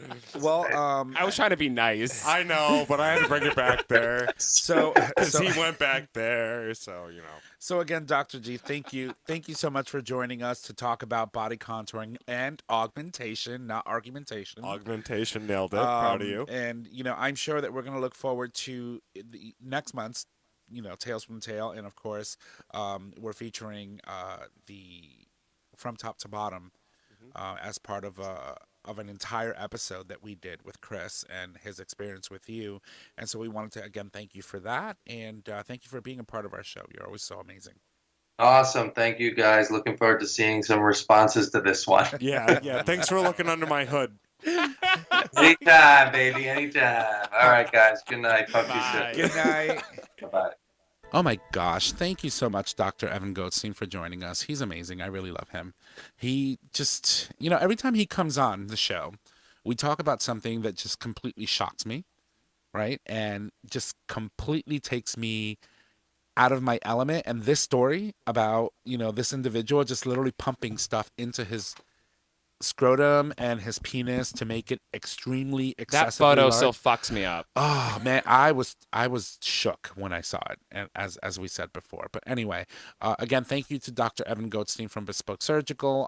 We'll have all of the information for that amazing conversation on tonight's post, and you guys can either listen to the entire show all over again, or you can catch, for those of you that are our Patreon subscribers and supporters, you can catch the entire video that will be posted after tonight's show. So I know that you were like super excited to like, oh wait, no, never mind. Ignore me. Ignore me. Never mind. Yeah, okay. So anyway, we still have a couple of more things that we need to talk about. And just to let you guys know, we have Megan in studio with us today, or Meg, as we call her. She's our amazing new friend, at least a new friend for me. I met her for the first time today. So I went to her wedding. So Yeah, you get did. comfortable, girl, because you're going to be coming over a lot often. Anytime one of these boys go away for like a weekend or something, and I'm like, Meg. I'm all yours. Oh, thank you, baby.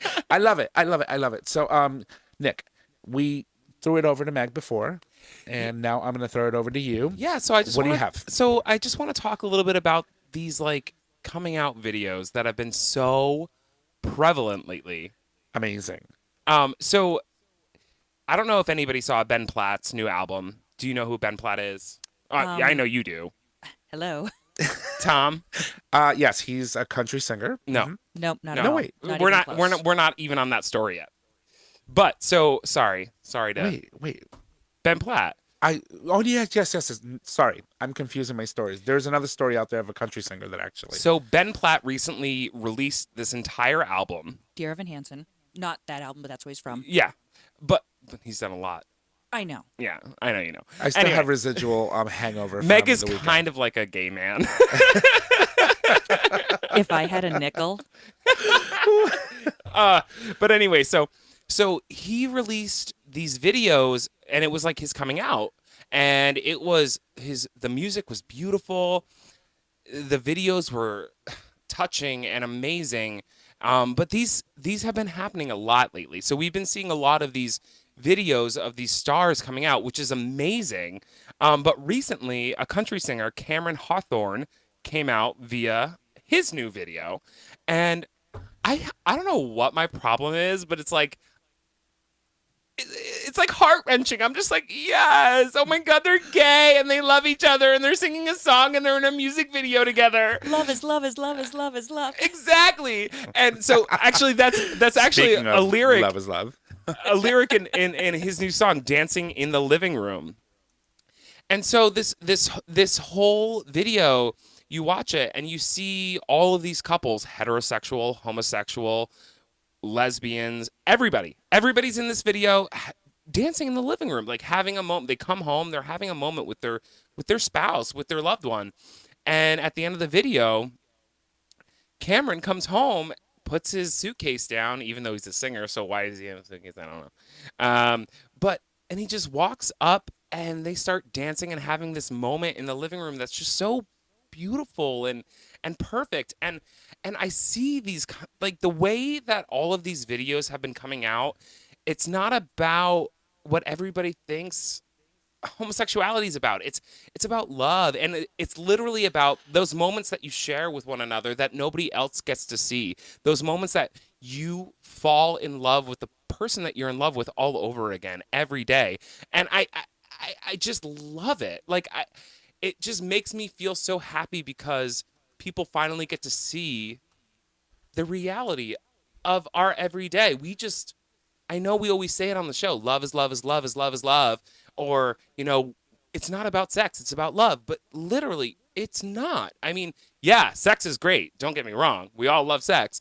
But coming home to the one person that you always want to come home to and just dancing Nick, in you're the so living room. romantic. I know, it's sad. Oh, it's so cute. But it's just really beautiful. And I think I'm harping on it so much because these videos could have been like terrible, like the way they portrayed it could have been bad.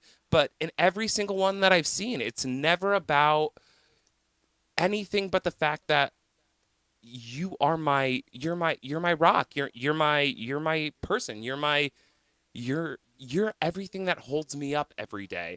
And that is what being gay is. It's just like being heterosexual. We just love the same sex. And well, it's just what being in love is. Yeah. Like, it's the same. I mean, I don't know. It's the same. yeah. Well, so I've been seeing a lot of coming out videos and stuff like that, specifically with country artists doing it, right? I'm really concerned, though, that this is going to impact their career in a very, very big way.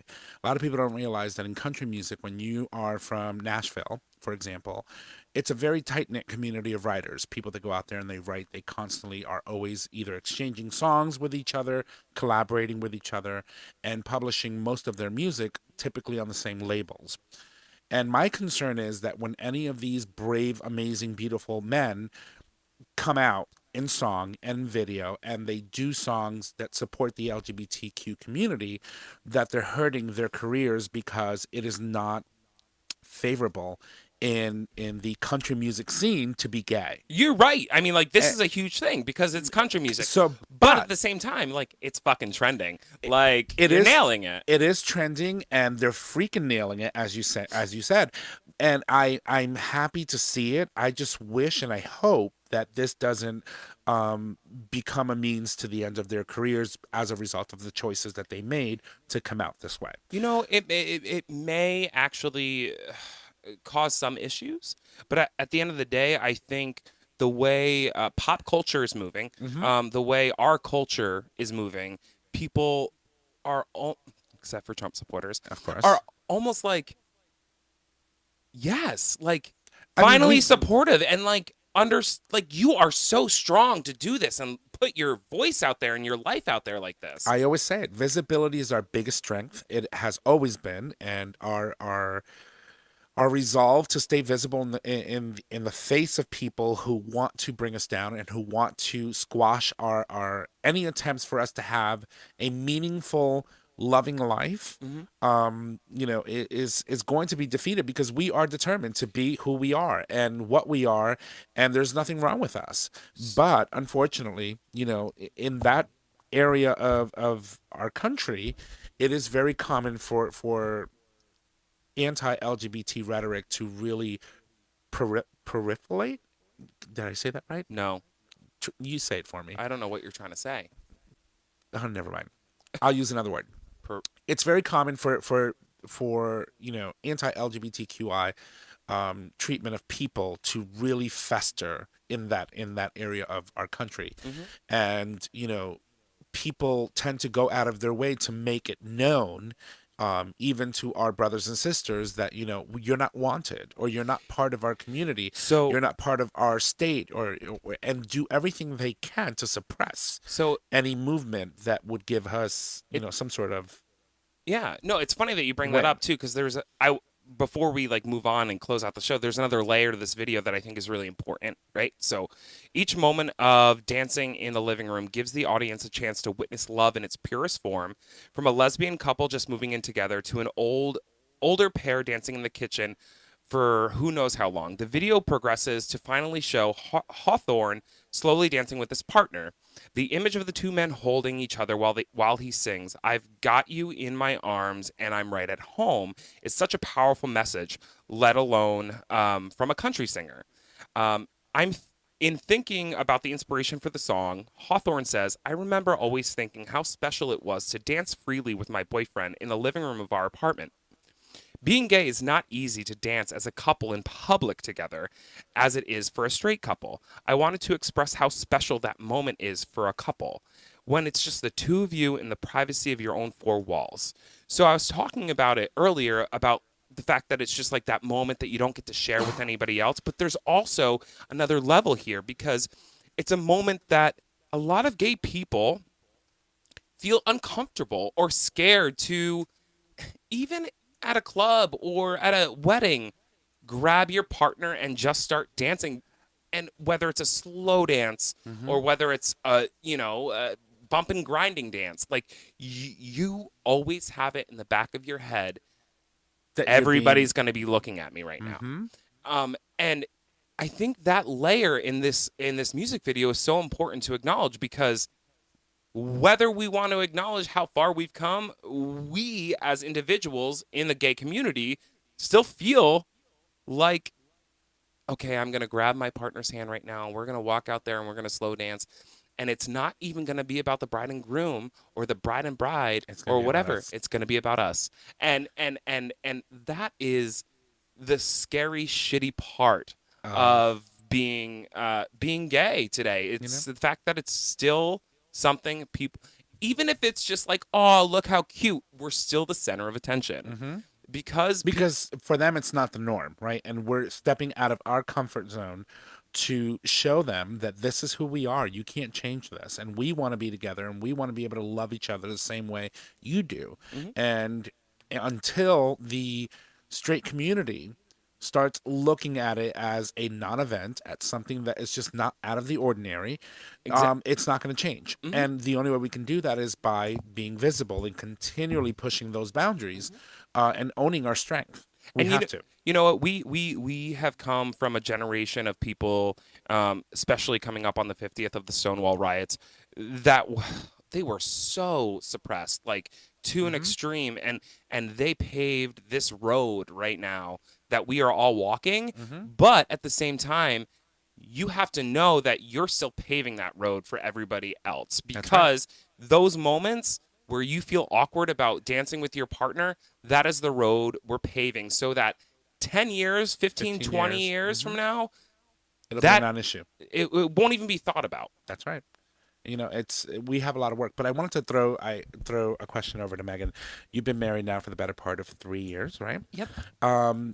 How do you feel when you have to go into public spaces and you need to show PDA with your wife, and you want to dance and you want to be able to do all the things that normal? I say that lightly, right? I'm not saying that you're not normal, but that's what Society's norm. Society's norm. How do you deal with that? So I have to admit, Jen is, my wife is fabulous, like for so many reasons, but Agreed. one of them, of the many, is she's great with PDA. She's like, we're in love. If I want to hold your hand, I'm holding your hand. If I want to give you a peck on the cheek, peck on the lips, I'm going to do that. Like, that's just goes without saying. So when we've been to like straight weddings, if there's a slow song, she is like grabbing my hand so that we're sometimes the first person on the dance floor. That's amazing. And there is at first, it made me a little nervous. I'm not going to lie. Like it just because of exactly what you said, and we've got great supportive friends. It's not like we were at a scary place or anything, but just knowing that people are probably at least glancing, Yes. right? I mean, to be honest, I still glance, and I'm gay. Like, I'm like, oh, And it's look not at so that much for cute. your friends, right? It's like their family and people that you don't know. Right. It's Totally. that fear of the unknown. And so I love that she's so open about it. Like, that's one of my, like, I was so drawn to her for many reasons, but I think that was one of them because she's just so like open and warm, and I don't know, there's something about it. Whereas my ex, which is a while ago now, was a little more nervous about PDA, and I think it had a couple incidents where someone said something shitty, like walking by and being like "dyke," like in a mall or something. Yeah. And that's, I don't know, it hurts. Like, even though they're stupid and ignorant and whatever, like, there's a part of us, I think, that's very easy to be like, I just don't want to deal with it. It's Yeah. deflating. It's more that I just don't want to deal with it. It's not like, so I take it, I'm trying to be like a good advocate and role model wherever possible, so that, if I hear someone say something now, like, I've called people out before. And it's hard to do because I don't really want to deal with it. But I'm like, if I don't say something, it's a problem. But back to the PDA thing, it still goes through my head, but I think we've gotten really good. And luckily, I mean, we live in an area that it's unlikely that we're going to get completely gay bashed. Let's be honest. There might be a bad comment once in a while, but I feel pretty lucky, where we are, that it's not something that we deal with day to day. Do you think that it's easier for women to express public displays of affection than it would be for two gay men? I do, because I can't tell you how many straight guys have said to me, like, that they are uncomfortable around gay men, but gay women, it's great. They don't mind that at all. I think we need to find one of those and sit them down on this table and ask them why.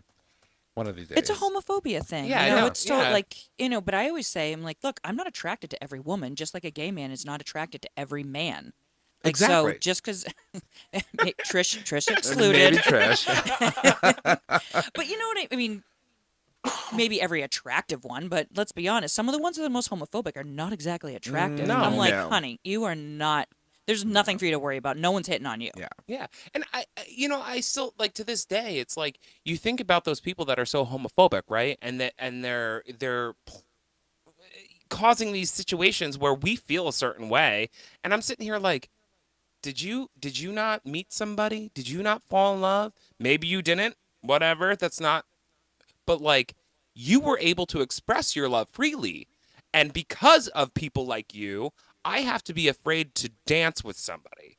Like, or Yeah. not even afraid, but just aware. That's what I'm saying. Because I will hold my partner's hand. I will dance with them. I will kiss them in public if I want to. But I am always hyper aware of who's around me and who's looking at me, because you just don't know. Oh, I still see glances. Like I said, I haven't dealt with like something really offensive or anything, Yeah. but you still notice people glancing. Yeah. And I'm a very in-your-face person. Like, I don't care what you think about me. I do things without a care in the world. But when it comes to public displays of affections, that's one thing that I try to avoid at all cost in non-safe spaces, because I don't know how I will react if someone were to say something to me to the point where I'll be like Cersei in Game of Thrones. I choose violence. I'm Because- the same way. So- I would snap. I would lose it, because my thing is, it's like, it's 2019. I was going to say 2017, but I'm like, what the hell? It's 2019, and That's when fake Melania you know, started, 2017. 50 years into truth, 50 years into this anniversary that's coming up in New York City, and we still have to be going through the shit. It's like, come on, people. We need to move on. We need to, find something else to focus your horrible energy on and leave us alone. I always say, oh, sorry. Sorry, no, go. I was just going to say, I always say, because a lot of people are like, you've come such a long way, though. Like, gay rights have come such a long way. Everything's fine now, right? And I know that they mean well when they say that, Mm-hmm. but I've had a few moments, I'm not going to lie, there could have been some alcohol involved that got me a little fired up. And I'm like, just because we've come a long way doesn't mean I have to be satisfied with where we are. Yeah. Oh my God. Can we write that down? Write that down. Honey, we Hashtag. have it recorded. It's, when someone says to me, we've come a long way, I'm like, yeah, we've come a long way with cancer treatments too, but people are still dying, Mm-hmm. And we're still fighting for it. and you still get hurt when it happens. Yeah. So it's like, get over your shit. No, so I exactly how I feel. And Sorry. Go ahead. I want to wrap up this conversation with one thing. So the theater that I work for is for the first show of our season next season. We are producing On the Grounds of Belonging. It's a new play, and I'm really excited about it. But it talks about a gay couple in the 20s, and it's an interracial couple, and how bars back then were actually, even gay bars, segregated. And not only did they have the element of being gay and having to make sure that they got home safe every night so they didn't get bashed, but that interracial like level as well, which both the white community and the African American community were like dead set on separation. Like, you can't do that. Everybody's against one another. And I just think, like, you just look like in the 20s, we were still dealing with it on a different level, at a higher level. But here today, we still have the same fucking thing going on. Whether it's interracial, not interracial, or man, woman, transgender, man, whatever, it doesn't matter. We're still dealing with the same thing. And I am so excited that on the 50th anniversary of the Stonewall riots, my theater stood up and said, we're going to produce this new play that is literally telling a story. And it's a historical story, too. And I'm just... there's so much positive happening in the world, and that's the type of thing. That's the type of thing that will create conversations that will change the future for kids, you know, for the next generation of homos. That's awesome. Is it based on a true story? I don't think so. Oh, I heard historical, and I got like... Well, historical in the sense that, like... Got it. Yeah. But, it might be based on... It doesn't make it, like, non... Might be loosely based on something Yeah. that, could be. Yeah, it doesn't mean it's... When I ask that, it's not because I think if it's not a true story, it's not still important. I think that's an amazing story to tell, and I'm excited for it. Yeah, no, it's going to be great. I'm really excited about it. And it's the first time that we've really ever done a show that was literally LGBTQ themed, and that surprises me. I'm like, a theater that's been around for 54 years has never really dived into this because they, In the Northeast, like, you would think there have been some... Yeah. I mean, I've seen characters in certain plays portrayed. Characters, yes. But, to have an entire show that's focused solely on the LGBTQ community, I think Telling our story. It's going to be amazingly huge. You know what I mean? Like, how many shows have you seen that tell our story? Yeah. Not many. It's hey, listen, it's time. It needs to happen. And I'm glad that it's going to happen this year. Yeah, no, it'll be great. So I'm so excited. I'm still trying to think about, and my head hurts when I do this, the logistics on how we're going to do our show when we head down to New York City For Pride? for Pride, for 2019 Pride. So it's going to be crazy. Oh, that's exciting. Yeah, because World we Pride, were right? like, Yeah, World Pride. So we were like, you know what? We need to do something. How is this the first year that World Pride's in the U.S.? It's been in Europe forever, and I think that the reason why it's coming here is because it is the 50th anniversary of the Stonewall riots. So that's why they're doing it in New York. But how long has World Pride actually been happening? It's been now? happening for quite a while, but most often they had it in Barcelona. It was either Barcelona, France, or I believe they did one in Germany. And I'm not sure where else, but typically it's always been European cities. So it didn't start until 2000. So World Pride started in 2000. So now that's still Yeah, a decent amount of 19 time, years. and it's Or never 18, happening here. yeah. Yeah. But I mean, We'll take it. Yeah. It's right in our own backyard. Listen, we don't have to travel far. So, and to all the people that are traveling, we welcome you to our home. Forgive us for the idiot that we have in the office, which I'm pretty sure we'll find a stupid thing to say during the whole celebration. But forgive us. Just let it go. Be like us. Be like us. Let it go. At this we point. don't let it go. We just have to We bitch ride it about out. it. We just have to ride it out. That's all. And I wanted to say something else about that. Oh, and there's something about people who are now from the U.S. traveling to Europe as of next year, I believe, will need to register and have a visa to do so. Oh, yeah, It's not a visa. I just read something about it today, and like all these people that were commenting about, Europe's gonna miss out on us. I'm like, will they? But You're right. it was. It's like a registration. It's Yeah. not quite a visa, so it's not even the same level of effort to get like that a visa requires. Yeah. To like register basically to go. but it's Will still. there be a fee involved in registration? I would now? assume, like, why wouldn't you make this something that you would make money on? So, here's another thing that you now have to do as a result of the stupidity of this president. So, all right, well, listen, we do need to wrap up. Yep. So there's 3 more things that we need to cover. Mhm.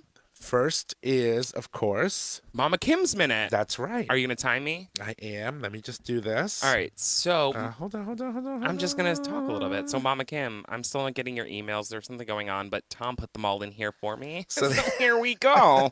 I haven't read them yet. All right, let's see. 30 This is not gonna take me- seconds, and go. All right, so 10-year-old girl, LGBTISA deemed as not acceptable. Georgia Boo. wants to ban conversion therapy Yay. Boo. for 2.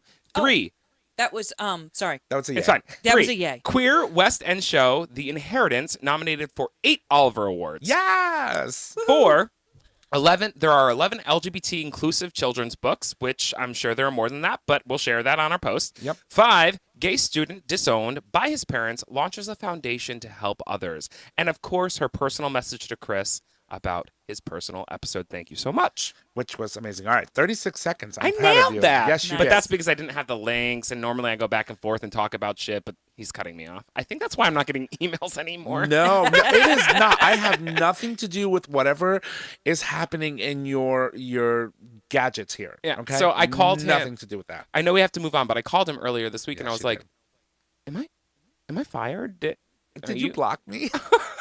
He's like, no, I don't know what's going on. No. And I'm sorry for my faux pas, but I heard banned, and I was like, banned maybe go negative, but I realized that was positive. Oh no. Listen. I So can't trust me, tell my you, brain just like connected to banned. I can't tell you how many faux pas we have on this show all the time. You are fine, girl. You are fine. Yes, you are. So, but a quick minute. I know that we had released Chris's story separately in an episode. Mama Kim sent us an amazing, beautiful email talking about how she felt. Of course, Hans also sent us a message indicating how he felt about it. Sorry for the piano music, Hans, but I just thought that it just something different. And it was very, very amazing and emotional for me and for Nick to be able to put all of that together and send that out into the world. And we now know, a little bit more about our co-host Chris, who is not here. He is in Canada enjoying himself, and sent us a picture of him and his poutine. And it looks so good. But poutine is so good. all right, he sent us an amazing, gorgeous picture of it. But anyway, thank you, Mama Kim, for reaching out to us and also sending that beautiful message. And for Chris, thank you for your bravery and allowing us to tell your story.